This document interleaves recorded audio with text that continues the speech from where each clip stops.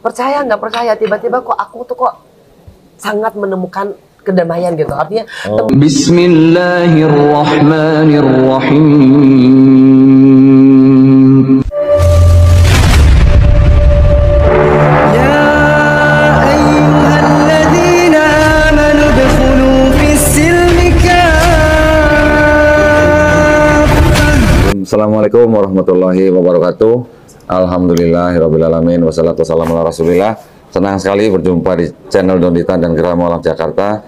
Alhamdulillah pada hari ini saya bertemu dengan sosok mu'alaf ya, yang sering banget atau banyak banget diminta oleh subscriber untuk podcast bersama saya. Alhamdulillah hari ini ketemu. Assalamualaikum Mbak Enji ya. Waalaikumsalam warahmatullahi wabarakatuh. Sehat ya? Alhamdulillah. Ceritanya Mbak Enji ini saya culik gitu ya. Sebenarnya sih sekarang saling nyulik gitu karena kita tidak berada di daerah kita berada di Bandung. Sama-sama di luar kota ya. Nah, alhamdulillah pada hari ini kita sedang berada di sebuah restoran yang sangat keren.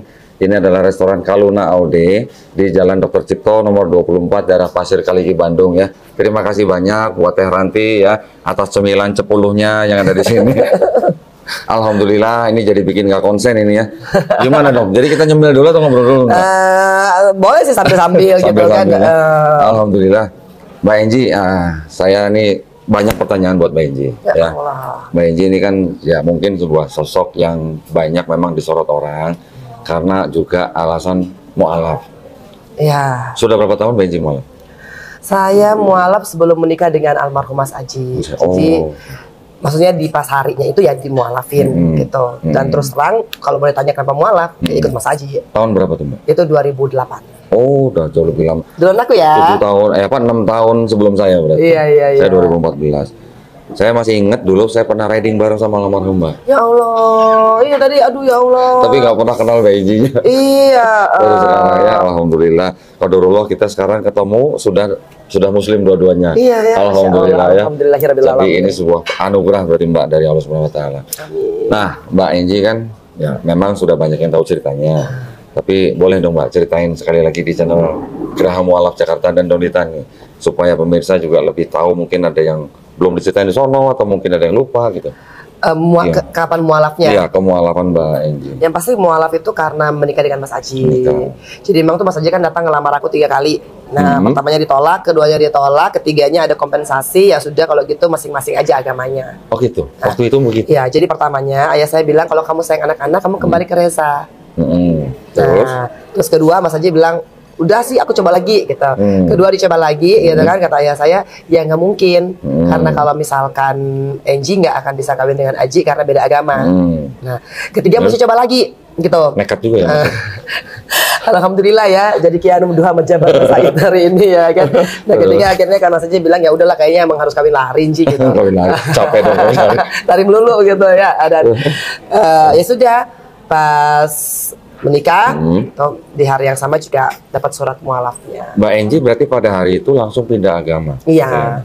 Dan bagi saya belum ada keimanan sama sekali, belum ada keyakinan sama sekali. Yang penting ikut Mas Aji, begitu nikah dan ya perjalanan membuat saya seperti sekarang ini ya. Kalau awalnya orang tua pasti nggak suka, nggak setuju. Terus diusir? Enggak, jadi kan mama papaku di Manado, aku udah di Jakarta. Jadi kita merahasiakan ini dan tidak memberitahukan kepada mama papaku sampai akhirnya ya udah kayaknya harus kita kasih tahu karena kan kita juga berencana untuk resepsi. Nah, begitu tahu? Geger lah ya. Allah Akbar kabiro. Itu saya sebenarnya kalau cerita itu nangis lagi, tapi hari ini udah nangisnya sudah cukup gitu ya. Karena ayahku udah habis air mata. Udah habis gitu karena ayahku kan sangat menyayangi aku ya. Ayahku tuh bukan tipe ayah yang mukul, bukan tipe ayah yang keras, ngebentak, enggak. My dad itu adalah orang yang sangat is a loving person gitu loh, care. Nah, jadi kan ketika aku menyakiti hatinya karena aku tahu bahwa ayahku itu anak pendeta, ayahku itu penatua, dan penatua lagi.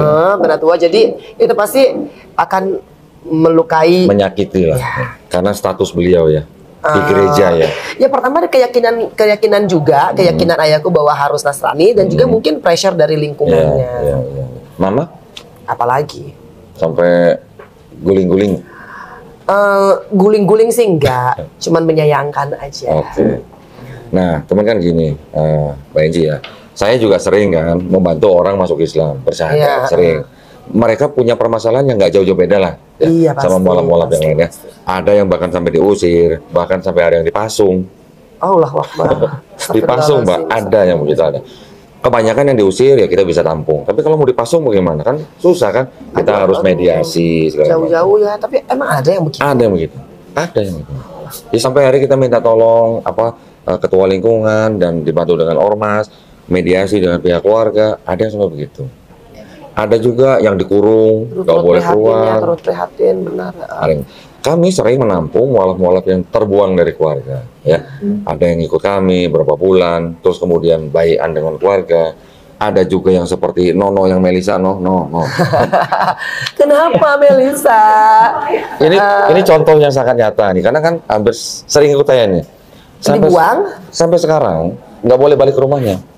Mamanya nggak mau nemuin. Bismillah ya, tetap yakin, Nah, kuat ya. Jadi contoh banyak. Iya. Nah, kami yang sering memediasi dengan pihak keluarga. Kami juga sering memberi edukasi baik kepada keluarga Kristen yang anaknya masuk Islam ataupun keluarga Islam yang anaknya masuk Kristen. Sering, Mbak.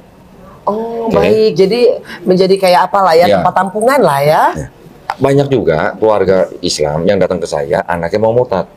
Pertama kali yang saya bicarakan dengan mereka, ada Undang-Undang Dasar 1945, saya bilang Iya. itu ya, di negara ini yang menjamin setiap orang untuk memilih dan menjalankan agamanya masing-masing. Ya. Jadi, orang tua pun tidak bisa melarang anaknya memilih agama pilihannya. Oke. Oke. Bisa diterima dan Iya. itu undang-undang ya. Dan itu dijamin sepenuhnya oleh negara. Iya. Jadi, orang tua Islam pun tidak bisa melarang anaknya untuk memilih agama lain selain Islam. Saya bilang begitu sama keluarga Muslim juga. Begitu juga yang keluarga Kristen yang anaknya masuk Islam, saya juga ngomong begitu. Oh iya, Oke. betul. Ya kita semua sama lah. Kita kan Fair di mata treatment lah ya, iya. kita kan semua di mata hukum sama. Iya. Nah, jadi orang yang memeluk agama tertentu itu sudah hal biasa di Indonesia. Iya. Oke. Cuman ya memang ada masih perlakuan-perlakuan yang malah bisa melanggar hukum karena sampai mengurung, sampai memasung dan segala macam. Aduh. Karena gini Mbak, di beberapa tempat atau daerah di Indonesia itu ada adat yang lebih tinggi daripada agama. Oh iya, itu Betul kan? iya. Oke, saya mengerti sekarang. Mungkin di Manado juga mungkin gitu Mbak. Nah, tapi sih kayaknya nggak ada pasung-pasung deh. Iya, daerah lain ada, gitulah. Iya. Gitu. Nah, tapi kan sekarang kita mau dengerin Mbak Enji cerita ini kalau jadi saya cerita gimana? Pinter ya jadi host. Aduh, ya udah kalau gitu aku minum terus dengan ininya ya. Nanti nggak apa-apa. Kita nyambi kan. Saya hampir terpancing. Ya, tapi emang tempatnya enak banget sih di sini dan makanannya ini menggodaan kayaknya kok ya. Tehnya luar biasa. Mbak Enji jadi berapa lama waktu itu dengan keluarga sampai akhirnya diterima Mbak? Enggak lah, karena kan habis itu aku Mas Haji meninggal. Ketika Mas Haji meninggal, aku kena kasus. Oke. Jadi otomatis itu mungkin dianggap sebagai akibat. Nah, karena kamu mualaf, mungkin ya ini tidak pernah terlontarkan oleh ayahku ataupun oleh ibuku, tidak. Tetapi saya mengasumsikannya Oke. demikian karena ketika aku pindah Islam, kemudian ini jadi brut bertubi-tubi nih, Oke. bertubi-tubi yang sebenarnya kalau saya bahasakan sekarang bertubi-tubi ujiannya. Oke. Tapi kan kalau misalkan dalam waktu itu pasti orang menganggap ya Dikutuk. tuh kan, Dikutuk. nggak ada tuh sampai kata-kata itu sih ya. Cuman tuh kan ini gara-garanya karena itu, gara-garanya karena itu. Nah jadi pasti ayahku juga ikut dong menanggung beban daripada judgement sosial yang terjadi. Nah walaupun aku selalu berusaha yakin, ayahku berusaha untuk netral. Oke. Tapi biar bagaimanapun juga, sekuat-kuatnya kenetralitasan daripada ayahku, kalau misalkan dari A, B, C, D, 9 penjuru mata angin itu, pasti kan juga ada rasa-rasa di hati, kok anakku begitu ya. Iya, Padahal kan iya. aku nggak pernah loh melukai hati anakku. Aku minta sekolah di luar negeri diiyain, aku minta dibeliin mobil diiyain, sekolahnya terserah dia diiyain. Aku nggak pernah ngelarang. Sebelum pindah gitu, aku termasuk anak yang cukup membanggakan lah bagi keluarga besarku. Dari kecil aku juara kelas, gitu. Terus habis itu aku juara di berbagai kompetisi-kompetisi kecantikan. Nah dan kan ketika pindah, terus Mas Haji meninggal, jebret kasus mega korupsi. Waduh. Tapi gini, Mbak Enji, saya salut sama Mbak Enji. Ketika Mbak Enji mengaku masuk Islam karena menikah, ya, terus kemudian ketika suami Mbak Enji meninggal, Mbak Enji, Anda kepikiran untuk balik ke Kristen waktu itu? Kalau kepikiran sih sebenarnya enggak ya, karena begini. Saya mengingat pesannya almarhum untuk menjaga anak-anak. Oke. Nah, sehingga kan termasuk menjaga agamanya. Iya. Iya, iya. Jadi cinta saya ke Mas Aji gitu kan, saya pegang teguh kata-kata terakhirnya. Nah, kalaupun akhirnya saya masuk penjara, saya nggak bisa menjaga secara fisik, paling nggak saya jaga agamanya. Masya Allah. Nah, dan ketika saya memutuskan untuk menjaga agamanya, kan otomatis sayanya juga harus menjaga agama saya sendiri. Nah, itu maksud saya yang saya salut. Iya. Jadi memang alhamdulillah. masih banyak orang menikah karena agama. Sebenarnya menikah karena agama tidak ada salahnya. Ya, Masuk Islam melalui pernikahan itu hanyalah salah satu jalan untuk masuk Islam. betul. Itu kan wasilahnya Betul, aja. betul. Tapi Mbak Enji keren loh. Kalau masuk Islam karena menikah, tapi ketika suami tidak ada, Mbak Enji tetap di Islam. Itu yang keren, maksud saya. Alhamdulillah, ya. Alhamdulillah. Sebenarnya nggak lebih kepada begini. Ketika Mas Aji meninggal, aku masih tetap Islam. Itu mungkin kadarnya 50% masih bisa diterima ya. Oke. Tapi ketika kena kasus, Oke. terus masih tetap Islam, Hmm. wah itu kan sebenarnya hinaan terhadap aku tuh lagi gencar-gencarnya. Iya, iya, iya. Dan kayaknya 90% masyarakat Indonesia gitu kan sangat membenci aku gitu, dan semua yang masuk itu mengkait-kaitkan dengan pindah agamanya. Tetapi ketika Mbak Enji, ketika Mas Aji meninggal, orang tua sempat ngajak Mbak Enji kembali. Ayah ibuku nggak pernah masuk ke dalam pembahasan yang sensitif Oh, ya, oke. maksudnya harus begini, cuman biasanya kata-katanya ya kan pilihan kamu. Oke. Nah itu kan sebenarnya ayahku seorang profesor, jadi dia tuh kata-katanya tuh sangat tertata, terstruktur gitu ya, dan sangat hati-hati karena pasti kalau misalkan ayahku tahu ketika aku akan didebat, aku pun akan mendebat. Oke. Karena emang itu tradisi di dalam lingkungan yang dibangun ayahku sendiri. Oke. Karena ayahku sendiri dari aku masih SMP, itu ketika kita ada open discussion di meja makan, itu ayahku ya udah kamu mau mendebat saya silakan, tapi ada nggak reasoningnya. Oke. Tapi kan kalau bicara soal agama ini kan reasoningnya hati waktu itu. Iya. Reasoningnya cinta, Oke. rasa gitu. Kalau ketika aku bilang, ya aku cinta gitu kan. Nah bagi ayahku itu nggak logis karena nggak bisa diperdebatkan dan tidak bisa sahih. Nggak ada satu teori yang mengatakan cinta itu akan stabil atau cinta itu akan tetap permanen, cinta itu akan berubah. Sangat-sangat subjektif ya. Iya, apalagi Mas Aji itu kan bukan single. Oke. Jadi udah bawa rantang mungkin ya, kata ayah. Catering kali ya. Pindah agama pula, Iya, gitu kan. iya. Pastilah setiap orang tua tuh menginginkan anaknya yang single kawin dengan yang single, itu sih udah mutlak lah hukumnya. Dan kalau bisa kawinnya sama, bukan kalau bisa, dan mesti sebenarnya Harus. kawin satu agama. Iya. Nah aku udah memilih yang ibarat katanya itu bahasa prokem ya gitu loh, orang kan bilangnya gitu ya kalau misalkan kita nikah sama duda. Nah udah nikahnya sama duda, pindah agama pula. Nah dan setelah itu kejadian demi kejadian demi kejadian, jadi paslah sudah penderitaannya waktu-waktu itu ya. Nah, yang sekarang kita pengen denger nih dari Mbak Enji nih, pengalaman Mbak Enji di penjara Ya. sehingga akrab dengan Quran itu gimana? Waduh, Nah itu itu miskin dulu. miskin. Jadi bener-bener ternyata kalau Allah ingin masuk ke dalam hati kita, kitanya kudu kosong dulu. Oke. Nggak ada kebanggaan terhadap harta yang kita punya, nggak ada kesombongan terhadap jabatan yang kita punya, nggak ada juga tinggi hati karena kita merasa punya kuasa. Allah hilangkan itu semua. Masya Allah. Dan ya ketika kakak saya meninggal, jadi saya tuh hanya 2 bersaudara. Kakak saya nih yang ngurusin saya nih. Oh. Nah, kakak saya meninggal, walhasilnya secara ekonomi pun kan aku ya udah disita segala macem gitu, dan aku terhempas ke blok besar. Oke. Nah di blok besar itu ya makanya saya selalu bersyukur kepada orang-orang yang hadir dalam hidupku di penjara, yang pada waktu itu kalau mau dibilang, waduh keputusannya kok ekstrim banget gitu loh. Kalau aku boleh teriak saat itu, aku bilang ini nggak adil. Kok aku harus pindah ke blok besar sih? Kok yang lain, maaf nih, yang punya kok bisa ada sih di kamar kecil gitu. Oke. Kalau aku boleh teriak pada waktu itu, tapi qadarullohnya Allah kok melembutkan hatiku untuk ya udah masuklah, tinggallah bersama 32, kadang-kadang 26. Nah dan disitulah aku bertemu dengan umiku yang ngajarin aku Al-Quran. Oh, Masya Allah. Sesama Nabi atau? Sesama Nabi, Oke. sesama Nabi. Jadi aku tuh dulu emang niatnya salah ya. Dulu tuh niatnya tuh sholat biar hukuman diperingan. Oh. Nah, jadi tuh ngejar tuh dari duha, tahajud gitu lah. Itu yang salah gitu loh dalam konsep keimanan saya nih. Itu ternyata nggak cuma Islamnya yang menyelamatkan, tapi imanmu terhadap keislaman itulah yang membuat engkau mendapatkan pertolongan, keselamatan, perlindungan, keberkahan dan Masya rahmat dari Allah, Allah. Masya Allah. Kalau cuma Islamnya, kalau nggak imannya, tetap aja Islam oke, Islam ya. Tapi kadang-kadang ujian itu bisa menjadi musibah, tapi juga kalau misalkan pakai imanmu, ujian itu jadi keberkahan gitu. betul. Nah, dan mengubah itu semua ternyata dari apa? Dari berserah diri.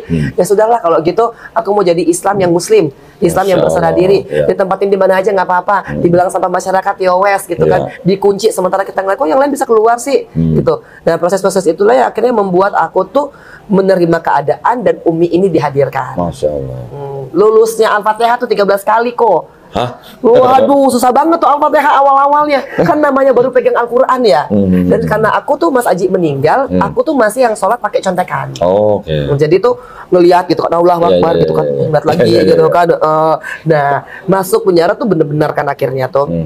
Tapi imannya tuh belum berkeyakinan pada hari akhir, pada Nabi Muhammad, kepada Allah, Oh. belum. Masih Islam secara KTP. Oke. Yang penting nikah udah Islam Ya. gitu kan. Tapi praktek dan spiritualismenya jauh dari Oke. itu. Nah, tapi si Uminya datang, Umi hanya ngajarin. Nah, itu belum itu panjang kok Masih jauh, perjalanannya, oke. masih jauh kok Oh, sampai oke. akhirnya menemukan titik di mana saya akhirnya bisa menikmati Al-Qur'an dan bisa merasakan bahwa Allah tuh ada di hatiku ketika aku nggak ngisinya dengan kegilaan atas dunia. Masya Allah. Itu tuh yang paling penting ya. Itu enak banget Paling kok. penting ya. Jadi seperti gelas kosong gitu ya. Iya betul. Makanya kalau lagi dikosongin sama Allah, Ah. terima-terima aja Iya, gitu ya.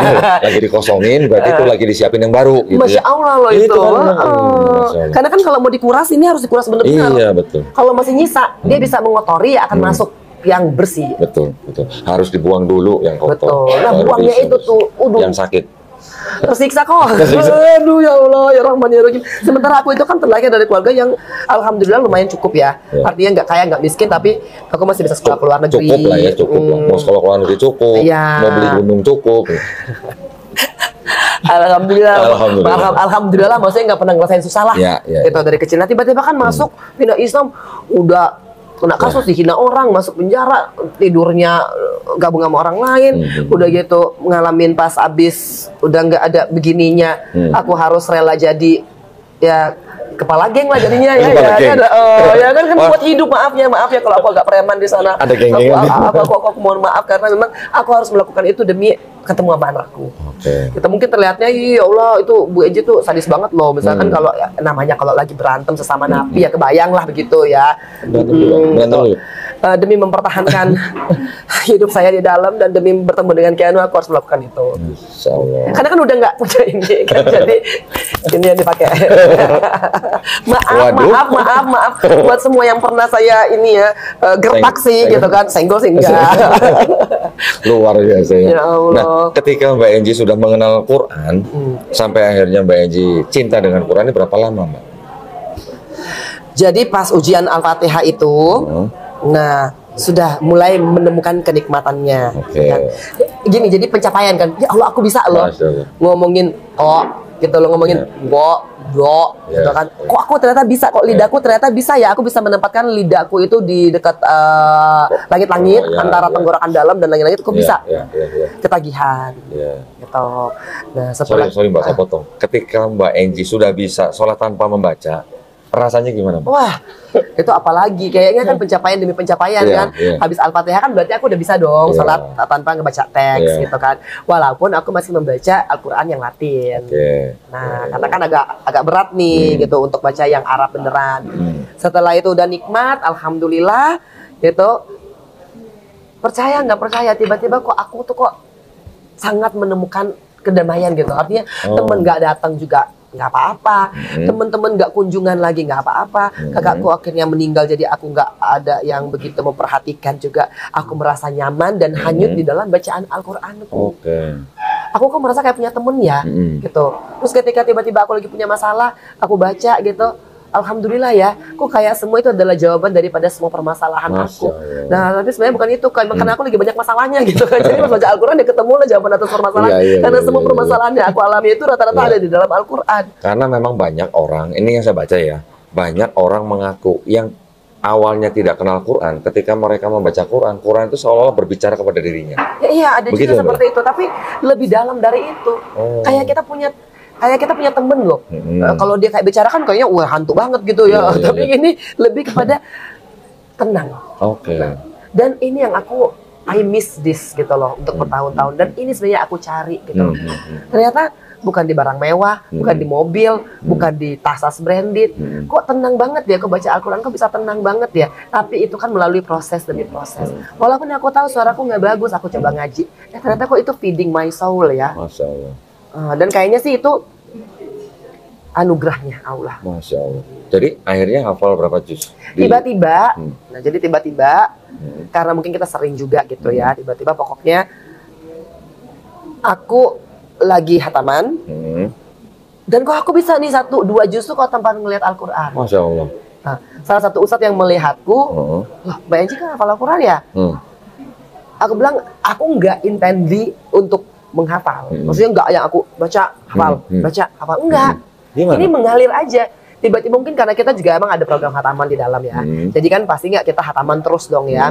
Nah, tapi kok tiba-tiba itu bisa melekat di dalam otakku. Sama Keren, ketika keren ya? Allah mah keren banget ya Keren, Allah. bisa gitu ya. Ya Allah, nggak usah gitu. Tiba-tiba tuh Al-Waqi'ah, Ar-Rahman, Al-Fat, Masya Al-Mulk Allah. gitu loh. Itu nggak yang diniatkan untuk dihafal ya, bukan yang baca Al-Qur'annya terus hafal, terus baca lagi, enggak. Jadi 1-2 juz pertamaku itu tuh mengalir begitu aja. Keren banget ya. Ya Allah, Masya Allah. ya ustadznya yang ngeliat aku juga agak kaget gitu loh. Mbak Enci ini gitu kan. Aku bilang enggak sih, cuman maksudnya ini kayaknya datang daripada ketika aku menikmati Al-Quran itu nyangkut. Nah, makanya aku kalau bilang nggak ada emang dalam Al-Quran yang bilang hafalah Al-Quran, betul. Tapi ketika engkau menikmati, engkau pasti akan hafal. Masya Allah. Nah, dan itu mengalir aja. Kayak kita ngebaca buku-buku populer aja. Kalau tiba-tiba kita bisa tahu ya, kayak dulu aku mungkin baca undang-undang gitu kan. Akhirnya kita jadi tahu undang-undangnya gitu di luar kepala kita lah, pasal 1, pasal 2, pasal 3 gitu lah, 1, 2, 3 kita hafal lah. Nah, begitupun Al-Quran. Dan ternyata kan pengulangannya juga banyak. Artinya kata-kata yang ditemukan begitu. Tinggal Kurang kita lebih kalau nggak salah ada 75.000 kata. yang persis lah artinya, dan melakukan repetisi berkali-kali gitu. Dan akhirnya itu yang membuat aku tuh, oh ya udah kata Pak Ustadznya ikut aja. Masya Allah. Ikut aja dengan metode kauni. Masya Allah. Jadi akhirnya aku mencoba metode kauni ini yang maksudnya ada ujiannya gitu kan. Dan itu berkembang lah gitu dengan Ustadz Bobby. Oke. Kalau tahu, nah Ustadz Bobby itu yang datang bukan ustadznya tapi istrinya. Karena kan kita di lapas nggak boleh masuk terlalu sering lah Ustadz gitu. Jadi Bunda Maya datang mendampingi dan aku rasa itu semua udah qadarullah. Allah mengaturnya sedemikian rupa sehingga Bunda Maya bisa datang ngajar. Oh, berapa lama Mbak Enci itu prosesnya? 6 tahun ya. Alhamdulillah. 6 tahun bos. Alhamdulillah. Ya kadang kan 10 tahun bos di dalamnya ya bos ya, mohon maaf lahir batin ya Allah. Dan nggak mungkin juga instan gitu kan. Apalagi kesininya itu udah makin antar tiba-tiba dari Anissa bisa tembusnya ke Al-Maidah gitu maksudnya karena kan udah makin banyak kan otomatis kan kita harus makin fokus. Gitu. Kalau di dalam kan aku punya banyak waktu untuk bisa meluangkan menikmati itu. Jadi total berapa juz, Mbak? Ini belum lulus lah yang 15, belum lulus. Dan udah 3 kali ujian belum lulus lah. Alhamdulillah, tapi kata ustadku nggak usah khawatir karena ibadah itu nggak cuma mesti hafalan, tapi ibadah itu adalah ngurusin anak, jadi anak yang soleha buat ibumu, itu menyiarkan agama Islam dan mudah-mudahan sih aku tetap ingin mempertahankan karena aku merasa itu apa ya jadi kebutuhan gitu. Karena kan sesungguhnya ayat-ayat favorit aku itu ada di antara juz 18, 19, 20 itu tuh aku seneng dan itu aku kan belum sangat menikmati di situ. Iya, kalau aku udah hafal kan kayaknya enak tuh. Mbak Enci mau nanya nih, selama Mbak Enci masuk Islam, mengalami segala macam yang disebut dengan ujian, gimana Mbak Enci sekarang apakah merasa bahwa Allah Subhanahu wa taala mengasihi Mbak Enci? Oh, bukannya mengasihi lagi, kayaknya Allah sayang banget sama aku. Sangat sayang ya. Allah sayang banget sama aku. Makanya aku selalu memohon kepada setiap podcast yang aku lalui, aku bilang tolong ya, aku nggak mau hafalanku ini jadi riak. Ya. Karena apa? Sewaktu-waktu bisa lo diambil Allah. Bisa, ya. Nah, buktinya ini yang 15 aja belum lulus.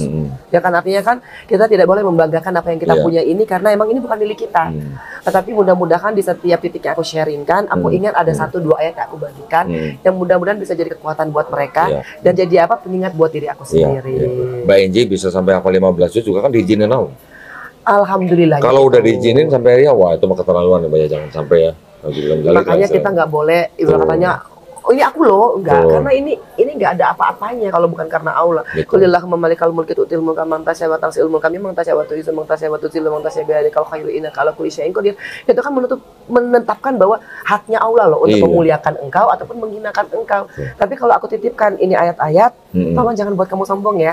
Karena aku udah ngalamin sombong.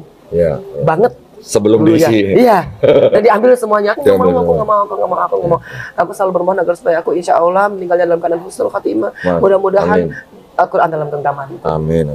Karena Quran juga nanti yang jadi saksi buat kita kan. Itu dia, alhamdulillah Masya loh. Allah. Bukan cuma jadi saksi lagi, jadi teman di alam kubur. Tuh. Kita bayangkan penjara aja udah sepi banget, gimana yang alam kubur ya. Aduh, nggak ngumpul-ngumpulin deh sekarang kita ya. Kalau di alam kubur nggak ada blok gede, blok kecil deh. Oh iya, wah, makanya yang namanya temen, walaupun sesetia-setianya temen, nggak mungkin dia akan ikut mati kalau kita mati. Tuh.